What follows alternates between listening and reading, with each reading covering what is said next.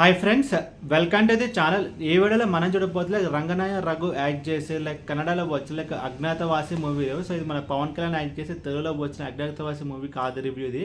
So కన్నడలో వచ్చిన Agnyaathavaasi movie review. And ఈ మూవీ మొత్తం చూసిన తర్వాత నా ఒపీనియన్ చెప్పాలి, నాకైతే ఒక డీసెంట్ మర్డర్ థ్రిల్లర్ డ్రామా లేకపోతే ఒక మర్డర్ మిస్టరీ డ్రామా అని చెప్పి నాకైతే అనిపించింది.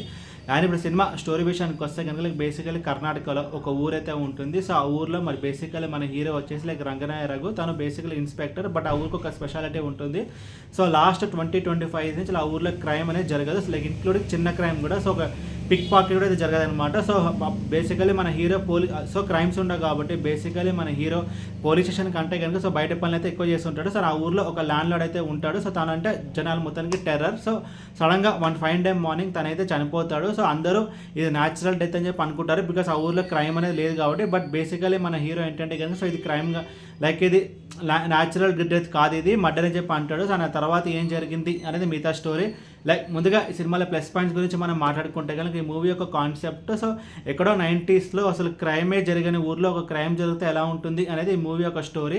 అండ్ ఇంకొక ప్లస్ పాయింట్ ఈ మూవీలో మనం చూసుకుంటే కనుక యాక్టర్స్ పర్ఫార్మెన్స్ రంగరాయ రఘు మనం చూసుకుంటే కనుక లాస్ట్ ఇయర్ శాకాహారే అని చెప్పి ఒక మూవీ అయితే వచ్చింది. సో తన ఆ మూవీలో తన బెస్ట్ అయితే ఇవ్వడం జరిగింది, అండ్ ఈ మూవీలో తన బెస్ట్ అయితే ఇవ్వడం అయితే జరిగింది. సో మిగతా ఆర్టిస్ట్లో మనం చూసుకుంటే కనుక భావన గౌడ కానీ అండ్ రోహిత్ అని చెప్పి ఒక క్యారెక్టర్ అయితే ఉంటుంది. బేసికల్లీ ఆ క్యారెక్టర్ చాలా సింపుల్ అనిపిస్తుంది, బట్ ఆ క్యారెక్టర్ చేయడం కూడా చాలా కష్టం. అండ్ టెక్నికల్ డిపార్ట్మెంట్స్ విషయానికి వస్తే ఈ స్టోరీస్ మొత్తం 90sలో అయితే జరుగుతుంది. సో దాని తగ్గట్టు లొకేషన్స్ కానీ బ్యాక్గ్రౌండ్ స్కోర్ కానీ సినిమాటోగ్రఫీ కానీ అండ్ ఆర్ట్ వర్క్ అంతా అయితే బాగుంది.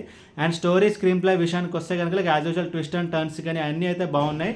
అండ్ ముఖ్యంగా ఫస్ట్ హాఫ్లో మనకు కొంచెం ఓపిక అయితే ఉండాలి. ఫస్ట్ హాఫ్లో పెద్దగా స్టోరీ అంటూ ఏమైతే ఉండదు. సో ఆ డ్రామా అనేది చాలా ఉంటుంది, బట్ ఆ డ్రామా కూడా మొత్తం మనకి సెకండ్ హాఫ్లో కనెక్ట్ చేస్తారు. చిన్న చిన్న సబ్ ప్లాట్స్ కూడా క్లైమాక్స్కి అయితే కనెక్ట్ చేయడం అయితే జరిగింది. సో ఇది ఒక పర్ఫెక్ట్ రైటింగ్, ఒక ఎగ్జాంపుల్స్ ఆ ఇన్వెస్టిగేషన్ పోర్షన్స్ కానీ ట్విస్ట్ అండ్ టర్న్స్ కానీ అదన్నీ అయితే కొంచెం బాగానే అయితే అనిపిస్తుంది. అండ్ నెగిటివ్స్ గురించి మనం మాట్లాడుకుంటే కనుక సో మూవీ అయితే కొంచెం స్లోగా అయితే ఉంటుంది.